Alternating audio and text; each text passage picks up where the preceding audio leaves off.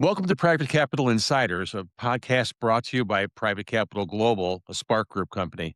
Today's guest is Thom Busby, partner at Mirus Capital Advisors and co-head of the healthcare and life sciences practice, where he advises founders, boards, and investors across medtech, digital health, biopharma, diagnostics, and life sciences services on complex M&A and capital raising transactions. Thom brings deep transactional experience spanning the full life sciences verticals, supporting clients on high-stakes strategies, including deal processes, valuation, transaction structures, and buyer analysis.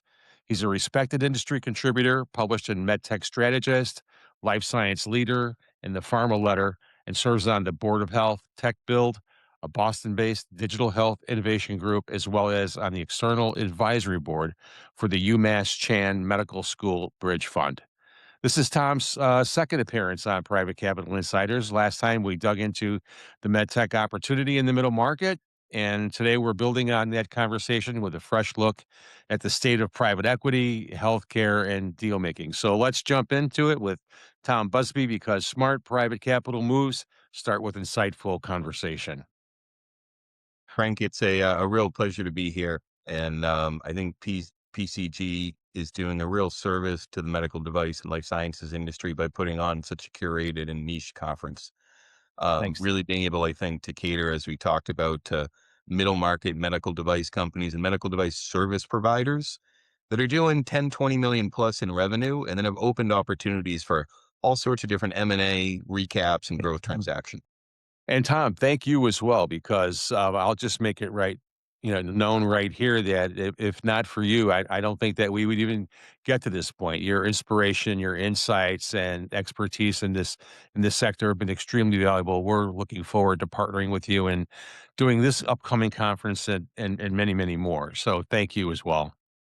Frank, I think that, we've been talking about this conference for a long time, and the transactional climate has only improved over the last few months. Certainly coming right into the beginning of 2026, you saw Boston Scientific and Medtronic doing deals right off the bat. Right. Also, importantly, you saw a lot of new private equity backed medical device service platforms starting to get funding and starting to come into play. When we look at a lot of our sponsoring partners for this conference, Frank, they're excited to meet those owners and founders that are looking to take their services businesses to the next level. And my partners and colleagues here at Mirus Capital Advisors couldn't be more excited to join them in that legacy. Yeah, we're looking forward to it as well. So are we firmly back into a hot market, Thom? And if so, what's actually driving that momentum rather than just sentiment? I think in medical device, and actually, Frank, I have a publication coming out on this shortly. Hmm. I think you're looking at a few drivers in medtech services the last 6 months, which has really been propelling an exciting investment environment. More than anything else, this new administration ushered in a demand for American made goods and onshored manufacturing. Second to that, coming out of COVID, you saw a lot of medical device strategics learn the hard way about supply chain inefficiencies and the need for some redundancies. Right. And thirdly, you have generalized private equity groups that are looking for new target areas to invest in that see medical device manufacturing and consulting and medical device services as a high margin, fast growing industry that's really ripe for consolidation. So when you stack those three levels of demand of, you have a need for American manufacturing, you have generalized manufacturing investors seeking margin, and you have medtech strategists that are looking to sort of get those redundancies. That's where I think you've seen multiples starting to accelerate, a lot of valuations accelerate, and private equity come in to build some new platforms. Mhm. So, Mark, the proof is in the data. Deals are getting done. And that's when you know it's a good time to put your company in market. What's the competition look like for these high quality founder led assets? It, Frank, it's a great question, because right now we are seeing real competition. So if you are a medical device CDMO founder doing 20, 25 plus million in revenue, you're starting to break into 2, 3, 5 plus million in EBITDA. We're at this point seeing real competition for those assets with multiple term sheets. We're seeing leverage move back to sellers instead of just the buyers. And so this is where also, for many founders that I speak with, they always love to plan their exits. They love to plan when the world is going to be a better place to transact. The thing is, the world has opened up and it's created a climate right now that I think you'd be doing a disservice not to put your toe in the pond right now. Mhm. So I'm wondering, where are valuation expectations most out of sync right now between buyers and sellers? Is it price, structure, timing, a combination? Frank, I think more than anything, it's the vertical that you play in. Hmm. And so I do see a bit of a dislocation on valuation for growth stage medical device companies, particularly ones that maybe have been around for 10, 12 years and have only recently started to kind of move their way up that revenue ladder. Hmm.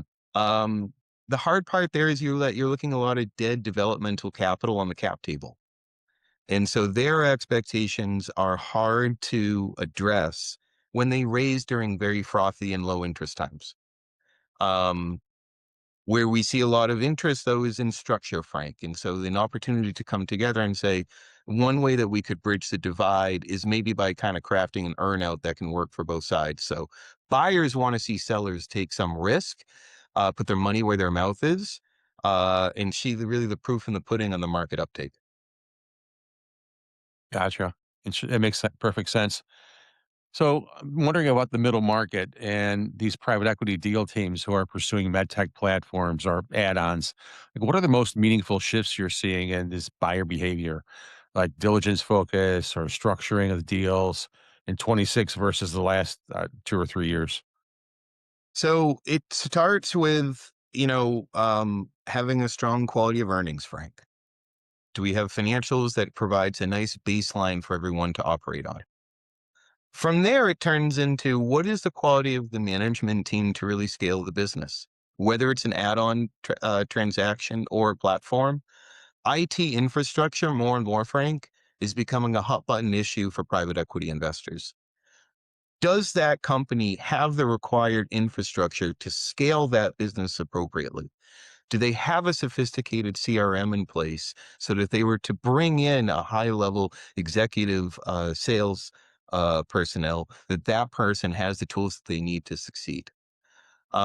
Similarly, having appropriate financial planning is going to be really important. Hmm. And so surrounding your CFO with the best tools of the trade so that they can best forecast budgeting, that's where you're going to see an appreciation on price. And that's where, Frank, I think the preparation that you and your group do for a lot of these companies is so helpful, not only to consummate the transaction, but at the best values possible. Absolutely. We talk about that a lot, Tom. So when you look across the space, services, outsourced manufacturing, specialty distribution, there's regulatory compliance, there's the digital piece, data. Where do you think the best risk adjusted opportunities are right now? And like, what's driving that? So for medical device service providers, I think the smartest ones are focusing on where do we have the most rapidly growing end markets? And so areas like cardiology, areas like neurology are seeing renewed investment because we know things like heart disease, heart failure, Alzheimer's, and other disease states. Unfortunately, that disease is only going to continue to affect more and more patients. Meanwhile, areas like peripheral artery disease and a few, orthopedics areas, you're seeing more platforms that are interested in maintaining their estate and not adding new products. And so there it's about a lot of cost down services. And so if you're a medical device service provider, being able to take a complex technology and do that cost down work, we're really seeing an interest there. And similarly, you saw it with Team Tech's rebranding, focusing in areas where there's significant unmet needs, is really where I think we're seeing some interest go. Okay. On the founder side, CEOs, COOs leading these service businesses, especially those that are 10 million plus in revenue, like what consistently separates those companies that attract premium PE interest from those that just get Yeah. a pass? Client mix, Frank, is always, top of everyone's mind. Have you appropriately diversified your revenues? Do you have clients that are interested in engaging with you over the longer term? Separate to that, do you have a team that's going to be ready and capable of help building that company to its next state? This is where I think too, making sure that you have an appropriate COO, CFO, sales executive. What got your business to that 10, 20, $30 million, revenue milestone likely isn't going to be the same team that'll bring it to the $100 million inflection point. This isn't a criticism on anyone's background, but this is more an acknowledgement that you have certain leaders that have different experiences that can be best leveraged at different times. Yeah, we see that all the time, Tom, and it's usually an issue when the courting process happens and you build relationships with people and it's natural to care about people and you're dating for a long time and then you get married and here we are and then you realize whoops, it's not working out. Uh, One of our challenges is trying to convince the investors to make those decisions early in the cycle and not wait because the opportunity cost is just staggering. And I do see it happening more and more. So, you know, I would encourage people to look for what they need for 3 and 4 years out and not currently. So you're right. It's not personal. Um, but if a team wants to move the needle in the next year or 2, what are some specific operational, or maybe even financial refinements that most directly translate to a higher conviction and better valuation from the buyers? So it's a great question, Frank, and I think there's two parts to the answer. One is having a talented sales executive can do amazing things for someone's business. And these executives likely can sell themselves, but they're that much better at running sales teams. And sales usually for many medical device services businesses is sort of an afterthought. It is the quality of your services that can attract some business, but it's the ability to get to decision makers quickly and know who to call and how to scope a project that the best sales executives, I think, win. Yeah. They also know how to incentivize a sales team, how to train a sales team, and how to build and grow. If you're a CEO who hasn't built out a sales team, highly recommend talking to people who have, because it's a different beast than everyone else in your company and how they're compensated and taken care of and retained. Second to that, Frank, I think we've seen the CFO role and the COO role more and more come together. So if you're a company that has a CFO, allowing that individual to take a heavier hand in operations on contracting, pricing, product procurement, working capital needs, and budgeting is where you can see a company get a premium on a deal because they're just run more efficiently. And that's every company realizes that we need to have better infrastructure management and IRP management, usually when it's too late. Right. And so if you're a CEO thinking I might do a sale in another 1, 2, 3 years, that's actually a great time to put that infrastructure in place because you're going to get that premium on the backside when the diligence comes and reduce all that work that's otherwise going to be required. There's a lot of discussion around value creation, and how do you view the go-to-market role? That could be on both sides of, in a private equity situation, it could be on the fund side driving that, it could be on the portfolio side. So, how are you seeing that role develop? We hear that term a lot. On the business development side, I think it's truly having a more sophisticated executive who understands how to build a book of business strategically Mhm. and not just build revenue. So there's sometimes a slogan that I hear sales reps more say that makes me cringe. Revenue solves all problems. I'm a financially oriented individual. Revenue does not solve all problems if your expenses are too big. Revenue might solve a sales problem, but it doesn't solve a shareholder problem. And so it's about getting business that you can actually create a real margin for and create a long lasting relationship. Sales individuals and sales reps don't always think in the longer term basis. More business development people will, though, Frank. They'll think about how do we build this business over a longer term, tactically and not opportunistically. Yeah, for sure. Let's pivot over to the conference. It's coming up April 15th and 16th. Um, the focus on that obviously is middle market. We're talking about companies that are commercialized, growing, showing growth, probably enterprise value 50 million to 500 million ish. So you'll be joining us at that conference. And um, the first event is built specifically around the middle market medtech deal making phase. So, from your perspective, like, why does the sector need its own focused form instead of being a sidetrack at a broader healthcare or general PE conference? It's a great question, Frank. The reason for this conference and the reason why I'm so excited to go is that you can't find this conference anyplace else. So I have deep passion for the startup industry and medical device, but they're not our clients here at Mirus Capital Advisors. And then you have conferences that cater really more to your $1 billion plus opportunities. And those are important conferences to go through, but they don't cater to the sort of clientele that we're talking about. Right. This is where, for many middle market CEOs, I think they want to have more discreet conversations, Frank. And this allows for that to happen in only a day and a half. And that would be the other pieces. Many conferences are 3, 4, 5 days long. 90% of the participants are not individuals that a CEO, should be spending their time with. This conference is really focused on having senior executives come that can make decisions on deals and you can grow your network. I'm attending this conference because our clients are excited to attend this conference as well. Yeah, we're bringing our fairly proven. We've been doing this something over a year now, where on a regional basis, I should say, not even deal maker basis, we've been really limiting the participants to senior level people, people who are in it, and not as vendor heavy.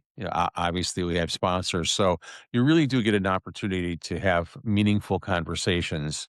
And sorry to say, not sitting at a table with 8 people trying to sell you something, right? So I that's think, the idea. I think too, Frank, that if you're a CEO who you might not be thinking, I want to sell my company this year or take on an investment, the opportunity to have a handful of conversations with potential suitors can cause a CEO to think about the world in a slightly different way than they had, Correct. which can be so advantageous. Um, if anything, CEOs are constantly looking downward at their business on the day to day. This is an opportunity maybe to expand that horizon a little bit, look up and see what are the next inflection points I want to hit. Yeah, for sure. For founder-led medtech companies, weighing growth capital, a recap or a potential exit, really finding out what the real value of being in the room full of active middle market PE funds and capital providers could be, beyond just we might raise money. But very good, Tom. Well, Tom, thanks for coming back on Private Capital Insiders and for walking us through what's happening in the middle market, in the medtech sector and life sciences sector. But before we wrap, for founders and PE teams who want to continue this conversation with you, what's the best way for people to reach you or learn more about your work at Mirus? I can be reached at busby@merger.com.